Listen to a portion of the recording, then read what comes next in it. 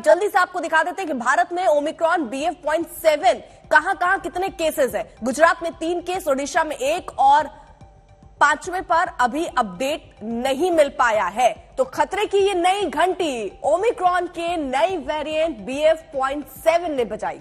चीन इसकी पूरी तरह चपेट में आ चुका है। अच्छी बात यह है कि भारत समय रहते सावधान हो गया है। अब आपको दिखाते हैं कि राज्य सरकारें किस तरह तैयारी में जुटी हैं।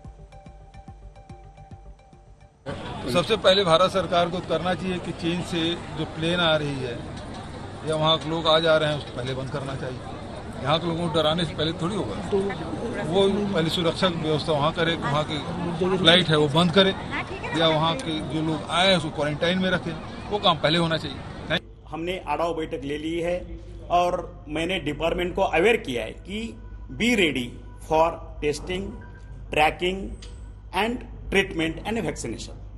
इसके लिए जहां भी डिस्ट्रिक्ट लेवल पे, तालुका लेवल पे या mega city, metro city Maharashtra में वहां जो इंफ्रास्ट्रक्चरल फैसिलिटी थी अभी है या नहीं है, जो कुछ रिक्वायरमेंट है, वैक्सीनेशन की स्टेज क्या है, डॉक्टर्स, आशा वर्कर्स सबको अवेयर कीजिए। जिथे कोई भी जिहड़ा पॉजिटिव केस है, एक्टिव केस है, वो नहीं है और उहदे नाल ही हुण तक ਅਸੀਂ 2,10,77,118 सैंपल लए गए हैं, जिन्हां दे विचों 7,85,375 पॉजिटिव पाए गए हैं। और साडे वल्लों जिहड़ी आ कोई रब ना करे कोई ऐदां दी वेव दोबारा आउंदी आ, उहदे वल्लों साडे वल्लों जिहड़ी पूरा तैयारी जिहड़ी कीती गई है।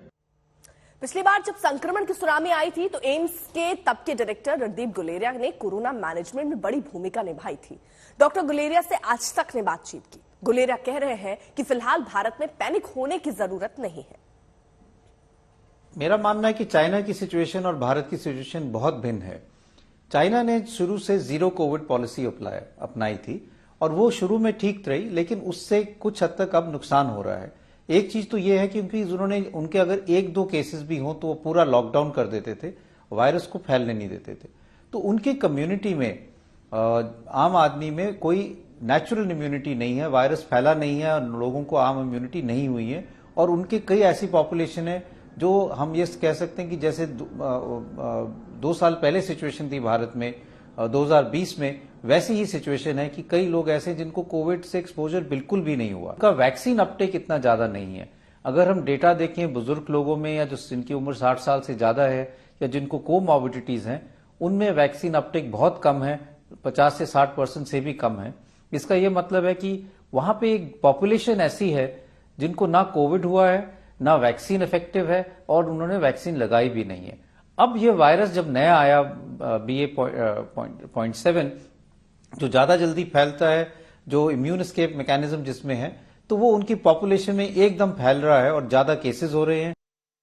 तो आज बैठकों का दौर चल रहा है। 3:30 बजे प्रधानमंत्री नरेंद्र मोदी बैठक करने वाले हैं कोरोना की स्थिति को लेकर। अलग अलग राज्य जैसे दिल्ली, उत्तर प्रदेश, इन राज्यों में भी आज बैठकों की एक सीरीज से शुरू हो रही है। लखनऊ में, दिल्ली में, बेंगलुरु में, मुंबई में, जहां टीम 9 के साथ समीक्षा बैठक लखनऊ में होनी है, वहीं केजरीवाल की इमरजेंसी बैठक भी हो रही है।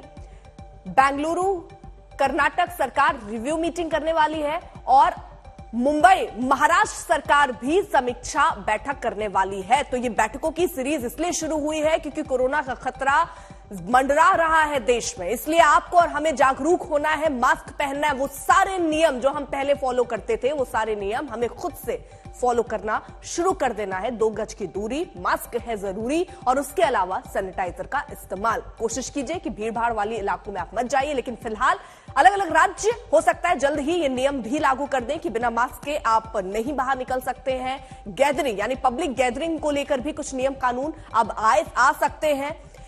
एक रिपोर्ट आपको नई दिल्ली स्टेशन से दिखाते हैं हमारे सहयोगी हिमांशु की।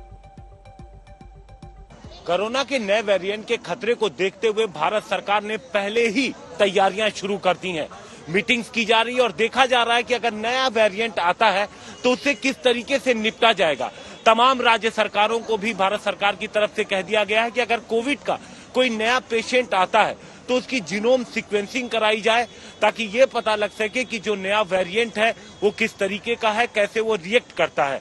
लेकिन इस बीच तमाम तैयारियां भी सरकार की तरफ से की जा रही हैं कि अगर पेशेंट आते हैं तो किस तरीके से उनसे निपटा जाएगा, क्योंकि चीन में जिस तरीके से कोरोना के केसेस बढ़े हैं उनके बाद भारत सरकार सतर्क हो गई है और जो खबरें विदेशों से आ रही हैं उसको लेकर के भी भारत सरकार सतर्क है और भारत सरकार की कोशिश है कि किसी भी तरीके से जो नया वेरिएंट है उसको फैलने से देश में रोका जाए।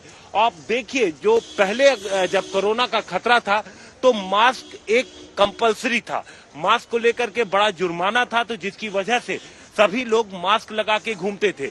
लेकिन जब कोरोना का खतरा कम हुआ, जब वैक्सीनेशन हो गया, तो उसके बाद मास्क पर से पहले जुर्माना कम किया गया और उसके बाद उसकी अनिवार्यता भी हटा दी गई। तो आप देखिए, इस वक्त हम लोग नई दिल्ली रेलवे स्टेशन पे मौजूद हैं और यहाँ पर आपको मास्क में एक भी शख्स नजर नहीं आएगा।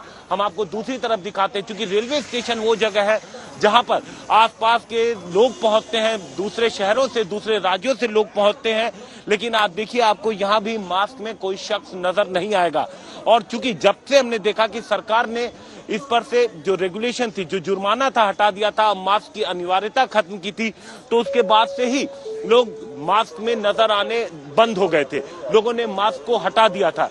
लेकिन जिस तरीके से एक बार फिर से कोविड का खतरा सामने खड़ा हुआ नजर आ रहा है, तो ऐसे में सरकार जिस तरीके से बैठक कर रही है, जिस तरीके से सरकार उसकी तैयारियों की तरफ देख रही है, तो हो सकता है कि आने वाले वक्त में एक बार फिर से सरकार मास्क को लेकर के भी रेगुलेशंस ले आए, क्योंकि तमाम जो रिस्ट्रिक्शंस थे वो भी फिर से लागू किए जा सकते हैं।